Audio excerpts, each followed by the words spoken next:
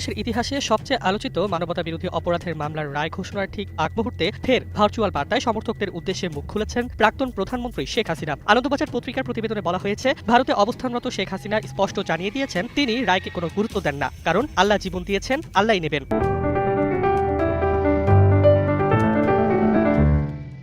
গত বছরের জুলাই মাসে তীব্র গণ অভ্যুত্থানের মুখে ক্ষমতা হারিয়ে দেশে পালিয়ে আসতে বাধ্য হন তিনি। এরপর থেকেই নিয়মিত অডিও বার্তার মাধ্যমে অনুসারীদের উদ্দেশ্যে বক্তব্য রাখছেন। রায়ের আগের রাতে দেওয়া বার্তাতেও তিনি বর্তমান অন্তর্বর্তী সরকারের প্রধান উপদেষ্টা মোহাম্মদ ইউনূসকে তীব্রভাবে আক্রমণ করেন এবং পাল্টা অভিযোগ তোলেন যে গণহত্যার নির্দেশদাতা আসলে ইউনূসই।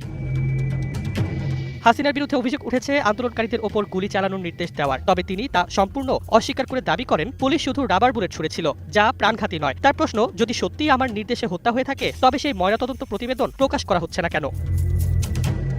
নিজের বিরুদ্ধে মানবতাবিরোধী অপরাধের অভিযোগকে রাজনৈতিক ষড়যন্ত্র বলে উল্লেখ করে হাসিনা বলেন, তিনি 10 লাখ রোহিঙ্গাকে আশ্রয় দিয়েছিলেন। এটা যদি মানবতার বিরুদ্ধে অপরাধ হয় তবে সেই মানবিকতার সংজ্ঞা বদলানো প্রয়োজন।